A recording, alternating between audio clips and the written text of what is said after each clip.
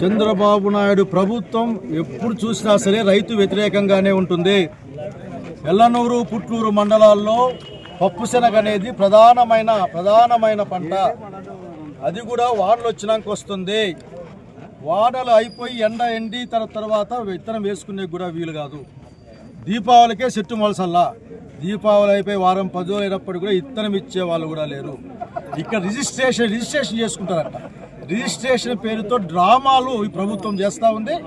ఈ ప్రభుత్వం ఆ డ్రామాలు కట్టి పెట్టాల. ఇప్పుడే ఏపీ సీడ్స్లతో మాట్లాడినాం. కనీసం ఈ జిల్లా నుంచి కానీ మండలం నుంచి కానీ శనగ విత్తనాలు కావాలి ఇండెంట్ కూడా పోలేదు. అంటే ఇండెంట్ కూడా పంపలేనంత బిజీగా వీళ్ళు ఉన్నారేమో నాకేం అర్థం కావడంలే. రైతులు తుఫాన్తో చెట్లు చచ్చిపోయినాయి, శనగ చెట్లు చచ్చిపోయినాయి. మొక్కజొన్నకు మద్దతు ధర లేదు. చాలా ఇబ్బందులు, రైతు అప్పుల్లో మునిగిపోతూ ఉంటే వీళ్ళు రిజిస్ట్రేషన్ చేసుకోండి మా దగ్గర. దేనికోసం రిజిస్ట్రేషన్ చేసుకోవాలో మాకు అర్థం కావడం.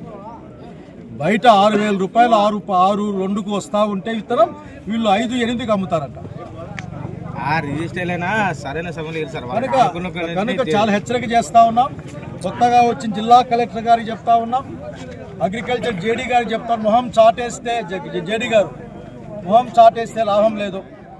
ఎందుకంటే మరి మీరు మీ ఆఫీస్ దగ్గర అన్ని కార్యక్రమాలు చేసిన పని మాకు కల్పించదని కోరుతా ఉన్నాం. రిజిస్ట్రేషన్లు కాదు, మాకు విత్తనం కావాలా.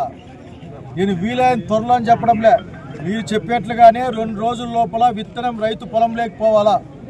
పొలం లేకపోకపోతే ఈరోజు ప్రశాంతంగా రైతు పరంగా రైతు ధర్మంగా వచ్చి న్యాయంగా అడిగినాం ఇక్కడ. అట్లా కాకుండా ఒక రైతుకు కోపం వస్తే ఎట్లా ఉంటుందో, రైతుకు బాధ వస్తే ఎట్లా ఉంటుందో, అసలుకి రైతు పక్షపాతి జగన్మోహన్ నాయకత్వంలో పనిచేస్తున్న వైఎస్ఆర్సీపీ కార్యకర్త సంగతి మీకు తెలియదు. మీకు తెలుసుకునే ధైర్యం చేయొద్దన్న విషయాన్ని నేను కోరుకుంటూ, తక్షణం మీరు నాటకాలు కట్టిపెట్టి విత్తనం శనగ విత్తనం ఇవ్వాలా. నష్టపోయే రైతులకి నష్టపరిహారం కట్టిమని డిమాండ్ చేస్తూ ఉన్నాం. జై జగన్.